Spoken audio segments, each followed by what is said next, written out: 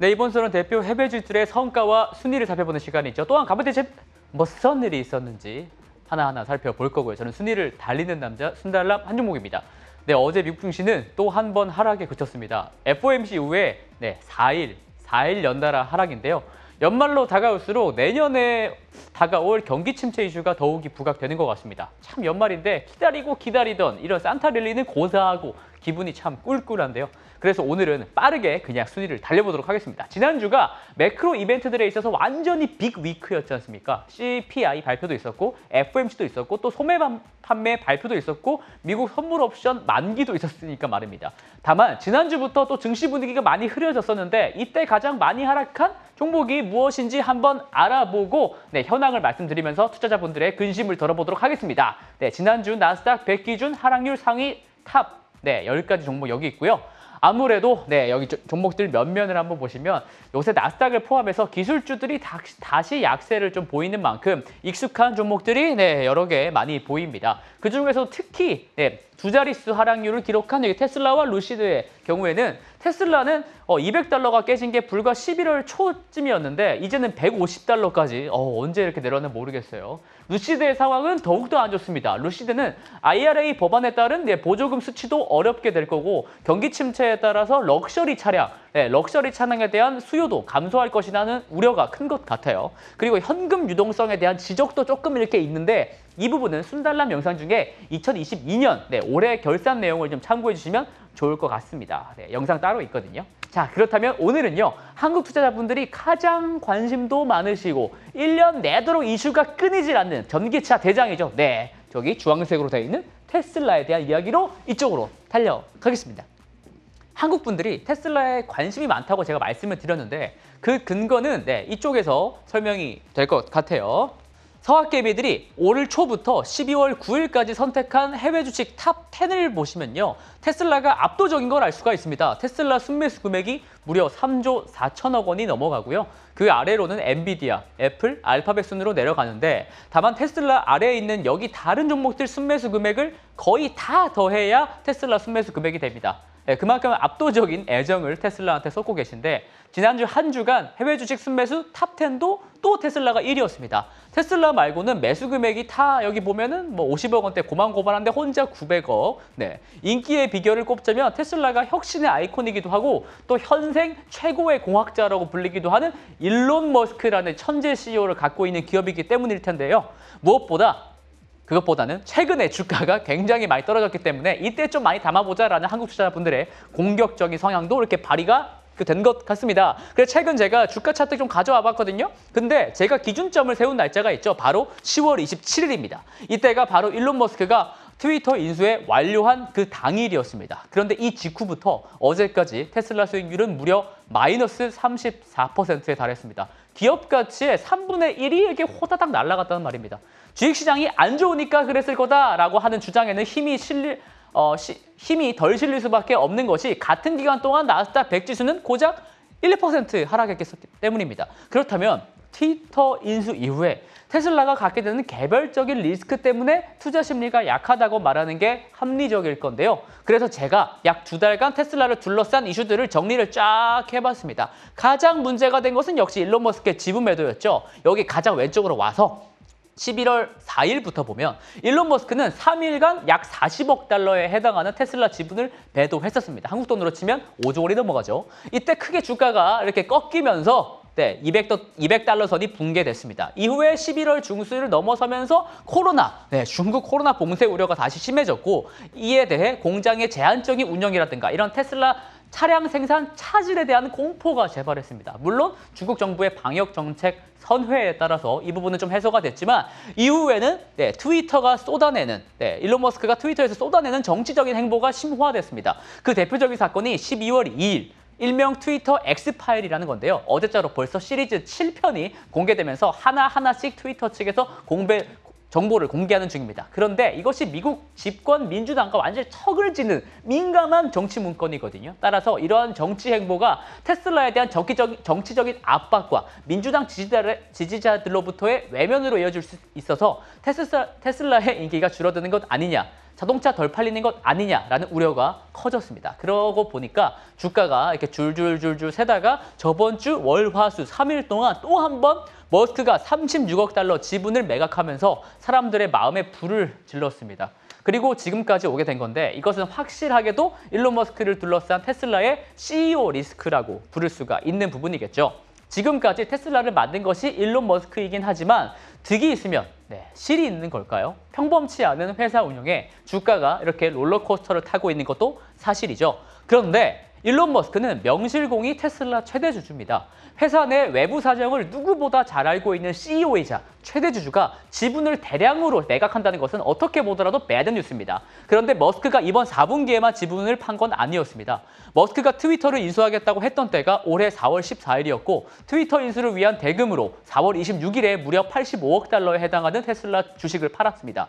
그리고 8월에도 69억 달러에 달하는 주식을 시장에 던지면서 투자 심리에 악영향을 주었죠. 크게 보면 4차례에 걸쳐서 오랫동안 머스크가 팔아치운 테슬라의 주식 매도 금액은 한화로 약 30조 원에 달합니다. 그런데 말이죠. 머스크의 경영권에 대한 그립이 약해지면 그게 더 악재 아니냐라고 생각하실 분들도 계실 것 같아요. 근데 오른쪽 표에서 보듯이 일론 머스크는 여전히 13.4%라는 지분율을 가지고 최대 주주 자리를 공고히 지키고 있습니다. 그리고 잊지 말아야 될 건 일론 머스크가 스톡 옵션도 대량으로 보유 중인데 이것을 행사하게 된다면 20% 이상의 지분율을 또 보이게 되니까 아직도 머스크의 영향력은 압도적입니다. 그러니까 이렇게 생각하시면 됩니다. 머스크 본인에게도 테슬라는 본인이 이룬 가장 큰 성공이고 또 캐시카우입니다. 그래서 테슬라 주가를 신경 써야 하는 건 그 어떤 투자자보다도 머스크 본인이기 때문에 장기 투자자라고 하신다면 이런 부분에서 좀 위안을 삼으시면 좋지 않을까 생각을 하고요. 그리고 아래에 좀 보시면은 머스크를 제외하면 대부분의 이제 대주주들은 투자 기관들입니다. 여기 뱅가드가 있으시고요. 뱅가드가 있고요. 블랙록 있고 스테이트 스트리트 이렇게 있죠. 뱅가드와 블랙록은 세계 최대의 뮤추얼 펀드들입니다. 그런데 재밌는 점은 이 뱅가드와 블랙록 모두 올해 내도록 테슬라 주식을 순매수했다는 겁니다. 뱅가드의 경우에는 2년 전보다 무려 60%, 블랙록은 2년 전보다 약 46%더 많은 지분을 현재 소유하고 있는 중입니다. 이런 점을 감안하면 장기 투자성 기관 자금은 테슬라 주식을 올해 줍줍 했다는 이야기입니다. 그런데 트위터 하는데 대체 그 트위터 때문에 머스크가 왜 테슬라 주식을 팔게 되는 걸까요? 제가 그래서 여기 조금 쉽게 정리를 해봤습니다. 먼저 일론 머스크가 트위터를 통해서 정치적인 행보를 계속하면은 그에 반하는 사상이나 철학을 가진 기업들이나 방송국들이 트위터 플랫폼을 떠나게 됩니다. 그리고 그들은 광고업계에서 큰 손이기 때문에 트위터의 광고 매출은 하락하고 그에 따라 트위터의 적자폭은 더욱 커지게 됩니다. 그래서 이를 일론 머스크는 트위터의 유일무이한 주인으로서 이 적자폭을 메워야 하고 본인이 가진 가장 강력한 현금 창출원인 테슬라 주식을 매도하게 됩니다. 그렇다면 저를 포함해서 머스크에 대한 팬덤은 감소하게 될 거고 테슬라 차량 인기에도 악영향을 입게 되겠죠. 이를 놓치지 않고 머스크와 원래 사이가 좋지 않고 요새 감정은 더 안 좋은 주류 미디어들이 해당 이슈를 극적으로 부각시키면서 머스크와 트위터의 입지를 곤란하게 만들 겁니다. 이에 대항하는 머스크는 정치적 행보를 더 강하게 밀고 나갈 거고요. 이런 악순환의 고리인 건데 사실 여기서 가장 힘이 되는 부분은 바로 이겁니다. 역시 트위터의 광고 매출 하락 여부죠. 정치적인 행보를 이어나가고 이런 게 사람들의 공감을 사든 공분을 사든 트위터의 경영이 정상화된다면은 일론 머스크가 이렇게 테슬라 지분을 계속 팔아대는 명분은 없어질 테니까요. 그런데 최근 조사된 자료에 따르면 광고주들의 트위터 광고 지출액은 큰 변화가 없다고 밝혀지고 있습니다. 의외죠? 주간 기준 트위터 광고 매출은 여전히 3,500만 달러로 유지가 되고 있다는 건데요. 그러니까 매출에 대해서는 크게 걱정할 건 없고 다만 비용 효율화에만 앞으로 잘 나가게 된다면 트위터는 빠르게 정상화될 가능성이 큽니다. 한편 한국 시각으로 어제 아침에 이와 관련해서 아주 큰 이슈가 있었습니다. 바로 이것인데요. 참 일론 머스크는 관종인 것 같습니다. 테슬라 주주들이 가장 바라는 내용의 트윗을 일론 머스크가 남긴 겁니다. 해당 트윗의 내용을 제가 번역해서 적어놨는데요. 트위터 대표직에서 내려와야 할지 말지 투표의 결과에 따라 맡기겠다는 겁니다. Yes or No 투표인데 지금은 투표가 끝난 상황이고요. 투표에 참여한 사람이 무려 1,700만 명이 넘어가더라고요. 근데 Yes 쪽에 표를 던진 사람이 많았습니다. 사실 머스크도 Yes 머스크가 더 많을 것이라고 미리 예상을 하고 이 투표를 올린 것 같긴 합니다. 그래서 제가 생각할 때는 머스크가 이제는 어느 정도 트위터를 정상 궤도에 올려놨다고 판단하지 않았을까라고 생각을 조금 합니다. 그리고 트위터에 너무 집중하고 테슬라 경영은 좀 도외시한다는 주주들의 평가에 맞춰서 앞으로는 테슬라 브랜드를 재강화하고 식어가는 팬덤을 재점화할 것이라고 판단합니다. 이 부분은 확실히 호재라고 볼 수가 있을 겁니다. 사람들이 가장 우려하던 트위터 리스크가 크게 줄어드는 것으로 볼 수가 있으니까 말이죠. 그런데 말입니다. 사실 트위터 이슈 말고도 전기차 섹터 전반에 걸쳐서 다가오는 위기가 이미 있습니다. 바로 내년에 우리가 맞이할 가능성이 큰 경기 침체에 대한 것입니다. 침체가 오면 대표적으로 자동차 판매량은 고꾸라집니다. 예전 2008년 금융위기 때도 차량 판매가 40%가량 급감한 적이 있었거든요. 그 정도 위기는 아닐지 몰라도 경기 침체 시기에는 고가 차량 판매가 줄어들 공산이 매우 크죠. 전기차의 경우에는 대부분 5천만 원이 넘어가는 럭셔리 차량들이기 때문에 피해가 클 겁니다. 실제로 왼쪽 그래프에서 봤을 때요. 이것은 미국 중고차 가격지수의 변화율을 나타낸 겁니다. 이미 지난 3분기부터 미국의 중고차 가격은 작년 수준보다 빠르게 이렇게 내려오고 있습니다. 지금 마이너스 상태죠. 지난 11월에는 무려 14%가 감소한 상황인데 중고차 가격이 가파르게 떨어지면 신차 가격에도 영향을 줄 수가 있고요. 이것은 곧 자동차 기업들의 매출 감소를 의미하게 되는 겁니다. 그리고 여기 있는 오른쪽 그래프 한번 보실게요. 이건 중국 소식입니다. 중국의 신에너지 자동차, 그러니까 플러그인 하이브리드와 그 배터리, 전기차를 합친 게 신에너지 자동차예요. 그러니까 NEV라고 불리는 건데 이 NEV의 월별 판매량과 그 성장률을 그려본 표입니다. 여기서 주황색 선이 성장률, 그러니까 작년 같은 기간 대비 성장률인데요. 지난 10월에도 물론 작년 10월보다 한 33%더 많은 판매량 성장을 보이긴 했는데 중요한 것은 성장률의 추세죠. 제가 빨간색 점선으로 이렇게 나타냈습니다. 성장률이 떨어지는 게 보이시나요? 계속해서 감소하고 있죠. 즉 중국에서 전기차나 하이브리드 자동차 판매가 고속 성장을 아직 나아가고는 있지만 그 정도가 올해 내내 줄어들고 있었다라는 겁니다. 중국에서 전기차 잘 팔리고 있다는 것은 뭐 이미 다 알고 있잖아요. 그러니까 시장에 반영된 이슈인데 성장률이 이렇게 계속 감소하고 있는 흐름이 내년까지 만약에 이어지게 된다면 전기차 판매 성장에 대한 전망이 수정될 여지가 있습니다.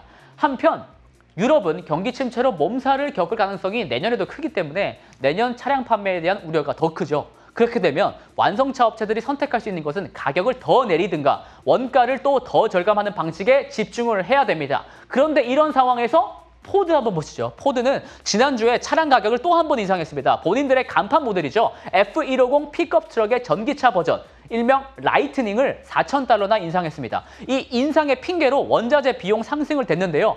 뭐 이유야 어떻든 가격이 더 올라가게 되면 판매량 둔화를 부추길 우려가 더욱더 커졌다라고 볼 수가 있습니다. 이런 경기 침체에 대해서 머스크는 이미 발언한 적이 있습니다. 이렇게 말이죠. 몇 달 전부터 페드는 금리를 내려야 한다고 주장을 했습니다. 그때만 하더라도 참 황당하다라고 생각한 사람들이 많았는데 지금은 분위기가 사뭇 달라졌습니다. 그리고 머스크는 앞으로의 경기 침체를 강하게 경고하면서 대부분의 자동차 제조업체들은 파산의 위기에 놓여 있다고 강한 발언을 이어나갔습니다. 그런 측면에서 테슬라는 선제적인 할인 정책으로 침체 영향을 최소화하는 전략을 강하게 푸시를 하고 있는데요. 그런데 사실 할인을 할 수 있다는 것도 능력입니다. 왜냐하면 차량 제조 마진을 확보하지 않은 상황에서 섣불리 할인을 할 수도 없기 때문입니다. 이것은 아까 포드 사례에서 알 수가 있죠. 그래서요, 저도 보고 깜짝 놀란 마진에 관한 숫자들을 여기서 한번 보여드리겠습니다.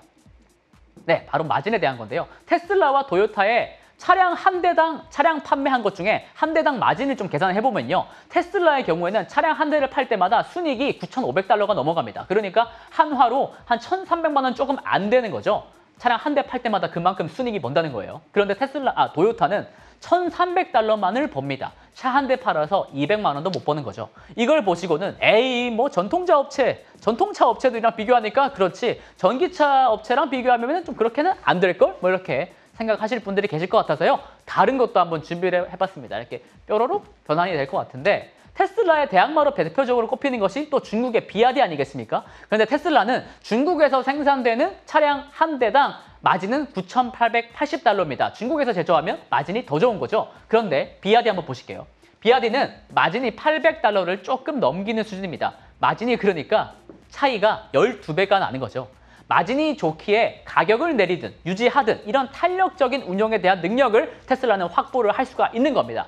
그리고 이것은 자연스럽게 가격을 내리면서 판매량을 또 유지할 수가 있겠죠. 너무 비싸면 안 살 거니까요. 경기 침체 시기에.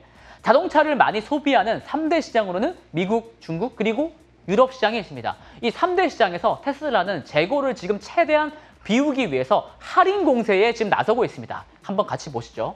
미국에서는 본인들의 재고 차량을 사는 조건으로 연말까지 $3,750라는 할인 혜택을 주고 있고 심지어는 무료 충전을 위한 마일리지까지 혜택으로 지금 제공해주고 있어요. 아무래도 내년부터는 $7,500라는 보조금이 좀 나오기 때문에 그것을 지금 벌써 너무 기다리는 사람들이 많아서 최대한 지금 재고를 조금 줄이려고 하는 심리가 강한 것 같습니다. 또 유럽에서는 가장 오른쪽 보시면 돼요. 유럽에서는 무려 최대 4,000유로의 할인 혜택 더 많이 주죠. 그리고 직접 공장으로 픽업해서 자동차를 데려가면은 400유로를 더 얹어서 깎아주는 정책까지 쓰고 있습니다. 뭐 엄청 할인을 해주는 거죠. 그리고 무엇보다 중국에서는 연말까지 이렇게 보험료를 또 할인해주고 현금 지원을 또 살포하고 있는 중입니다. 1만 위안이니까 한국 돈으로는 200만 원이 조금 안 되는 금액이죠. 심지어 이번 주부터는 중국 남부 최대의 도시 선전에서 지방정부 보조금까지 이렇게 생겼습니다. 중국에서의 갑자기 부대찌개 또 싫어가지고 테슬라 Y인데요.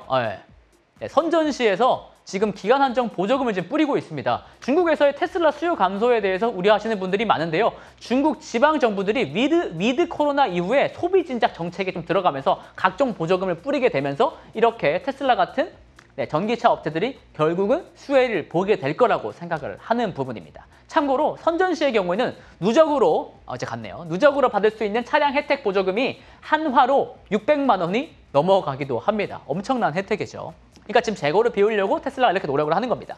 자, 여기서 제가 또 하나 흥미로운 표를 좀 보여드리도록 하겠습니다. 바로 테슬라의 PER, PER 추이를 나타낸 그래프입니다. 현재 테슬라의 선행 12개월 기준 PER은 27배 정도입니다. 테슬라 PER은 100배는 고사하고 150배, 200배 이렇게 다 달랐던 적도 있었는데 벌써 27배에 지나지 않습니다. 심지어 지금은 테슬라의 저평가 수준은요. 2019년 1월에 있었던 테슬라 파산설이 있었을 때보다도 낮은 상황이고 또 코로나 팬데믹으로 세상이 멈춰버린 때보다도 박한 평가를 받고 있습니다. 역대급 저평가를 받고 있다는 건데요. 이게 어느 정도인 건지 다른 기업들과도 한번 비교를 해보겠습니다. 여기서 바로 왼쪽 차트, 이 차트 보시겠습니다. 테슬라와 다른 기업들의 주요 지표들을 나타낸 표입니다. 여기서 가장 강조드리고 싶은 부분은 바로 PER과 또 PER 옆에 있는 여기 PER 그리고 이 PEG라는 지표입니다. PEG는요. 쉽게 말해서 PER을 성장률로 나눴다고 생각하시면 됩니다. 그러니까 PEG는 낮을수록 좋은 것이고요. 피터 린치가 애호한 지표로서 이 PEG가 1.5를 넘어가면 고평가라고 말하기도 했었습니다. 여기서 1.5를 나타낸 것은 1.5 이하를 보이고 있는 것은 여기 알파벳과 테슬라가 유일합니다. 그런데 PER을 한번 보실까요? 빅테크들보다는 테슬라 PER이 조금은 높을지 모르겠으나 지금 테슬라의 PER은 나이키, 넷플릭스, 심지어 스타벅스보다도 낮습니다. 참고로 테슬라보다도 높은 PER을 보이고 있는 스타벅스는 3년 평균 매출 성장률이 한 자릿수에 그치고 있습니다. 그러니까 테슬라의 밸류에이션이 지금 얼마나 낮은 수준인지 가늠이 되실 텐데요. 그런데 테슬라의 매출 성장률은 여기 38%, 그리고 직전 분기 이익 성장률은 95% 정도로 다른 기업들을 압도하고 있다는 점을 유념하셔야 되겠습니다. 그리고 자주 보여드리는 이 표, 오른쪽 표를 보시면 이게 테슬라가 내년에 주당 순이익이 얼만큼 될 것 같냐라는 예상치와 그 주가의 모습을 비교를 해본 겁니다. 실적과 주가는 장기적으로 결국 동행하게 되어 있지만요. 현재 이거 예상치 하락폭에 비해서 주가 하락폭이 너무나 커서 괴리가 지금 엄청나게 벌어져 있는 상황입니다. 그게 바로 포인트라고 할 수가 있겠죠. 이런 상황에도 불구하고 테슬라의 상승 재료는 내년에는 더 굵직한 이슈들로 채워져 있습니다. 머스크가 이루겠다고 주장한 내용들은 시한을 지키지 못한 경우는 많았어도 결국 이뤄낸 적이 많았습니다. 12월 초에 있었던 세미트럭 배송이 그랬고요. 내년에는 또 사이버 트럭 배송이 있을 겁니다. 그리고 FSD가 정식 출시되고 4680 배터리에 대한 대량 생산이 이루어지게 된다면 이것은 완전한 게임 체인저가 될 겁니다. 참고로 FSD의 경우에는 이미 테슬라가 FSD 베타 서비스 판매를 통해서 3조 원이 넘는 금액을 벌어들였지만 아직 공식 서비스가 출시되지는 않아서 회계적으로는 아직 부채로 잡아놓은 상태입니다. 하지만 FSD가 정식 출시되면 이 부채로 잡아놓은 이연 매출 금액이 한꺼번에 수익으로 잡히게 될 수가 있고요. 이렇게 되면 테슬라 실적은 내년에 엄청난 점프를 할 시점이 올 수도 있습니다. 자, 오늘은 주제가 주제인 만큼 좀 길게 말씀을 드렸는데요. 목도 아프네요. 네, 테슬라 투자자라면 그래도 이분의 말씀을 조금 떠올리는 게 상책이지 않나 생각합니다. 멀리 보지 않으면 가까이 근심이 생긴다라는 말처럼 인내하고 공부하고 펀더멘탈에 집중하면서 결국에는 이기는 투자를 하시길 부탁드립니다. 이 모든 고통이 결국에는 우리가 승리하게 되는 과정이라고 믿고 있는 저는 또 더 유익한 내용들로 내년에 또 열심히 달려가겠습니다. 이상 순달람이었습니다. 호잇!